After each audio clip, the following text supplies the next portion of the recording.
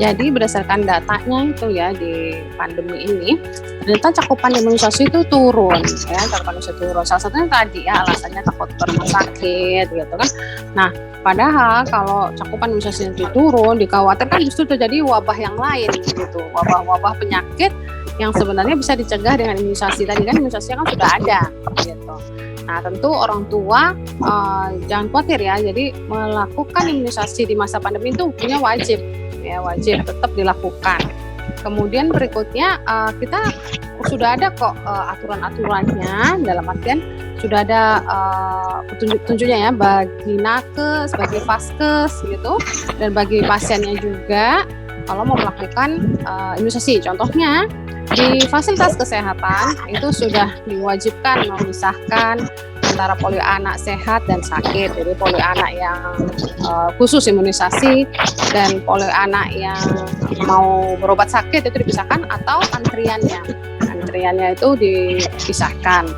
Nah, kemudian ada juga dianjurkan orang tua itu mendaftar terlebih dahulu sehingga ketika datang dengan perjanjian tadi appointment, dia udah tahu urutan nomor berapa sehingga nggak terlalu lama di rumah sakit. Itu juga salah satu caranya gitu.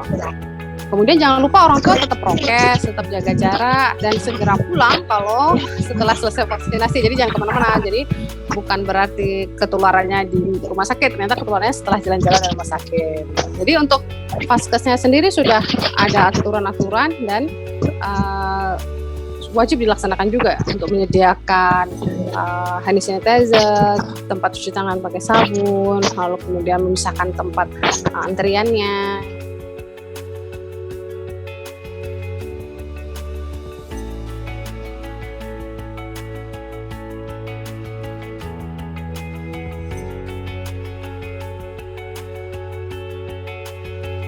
Memang kalau untuk bangkit dari pandemi itu kan ada syaratnya, kalau bisa itu lebih dari 80% cakupan imunisasi, dan itu termasuk di seluruh lapisan usia ya, lapisan masyarakat, termasuk anak juga, karena anak juga berpotensi terkena dan anak juga berpotensi menularkan, jadi bisa jadi OTG gitu kan. Nah, jadi anak ini tetap perlu diberikan vaksin, tapi memang untuk ketersediaan obat dan juga ada alurnya ya, dari bahwa obat ini sudah disahkan oleh BPOM, itu kita tentu mengikuti aturan dari pemerintah yang sudah ada.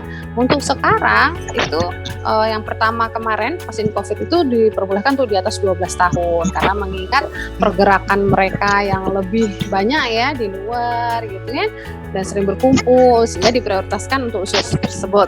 Yang diperbolehkan itu ada 2 jenis vaksin yang sudah diberikan izin oleh BPOM, itu Sinovac dan Pfizer. Lalu kemudian yang baru-baru saja perbaruan di tanggal 1 November kemarin itu sudah diperbolehkan untuk di atas 6 tahun. Jadi paling kecil sekarang umur 6 tahun. Nah, itu yang diperbolehkan adalah vaksin Sinovac. Tetapi memang untuk mulai disuntiknya sepertinya masih tahun depan ya, untuk mempersiapkan logistik, tenaga kesehatannya juga gitu ya, ada persiapannya.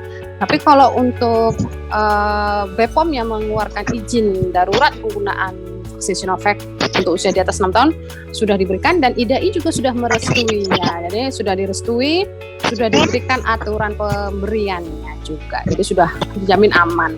Nah, gitu ya. Jadi mulai dari usia di atas 6 tahun sekarang pemberian vaksin, dan sangat dianjurkan juga ya bunda-bunda ya, kalau sudah tiba waktunya maka segera diajak si adik tadi untuk pemberian vaksin COVID juga.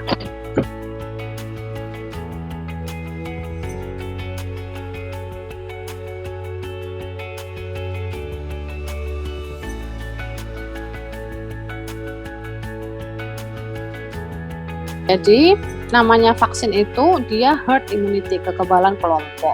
Jadi si orang yang ngomong ini dia bisa selamat, memang dia nggak vaksin dia selamat.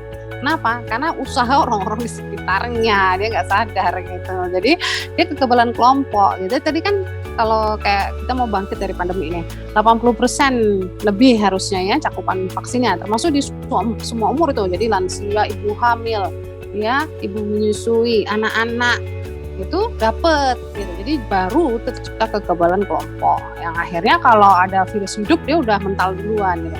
Nah, kalau sekian persennya tadi ada yang nggak mau vaksin, dia bisa bilang begitu. Tapi itu bukan atas usaha dia, bukan. Itu atas usaha orang-orang lain yang patuh gitu. Nah, yang begitu-begitu tuh sebenarnya ya mungkin dia nggak tahu, makanya kita jelaskan. Kita jelasin. Jadi cara kerja vaksin itu memang kekebalan kelompok, termasuk bangkit dari pandemi juga kekebalan kelompok. Kita perlu bergotong royong gitu untuk menciptakan atau menciptakan lingkungan sehat atau menghilangkan suatu penyakit gitu loh gitu. Nah kalau orang yang tadi ya dia terlindungi karena usaha orang-orang di sekitarnya gitu Mbak. Atau malah kalau kadang-kadang ada yang sakit karena nggak mau vaksin, nah dia justru berbahaya juga buat orang sekitarnya. Sebaliknya seperti itu juga gitu.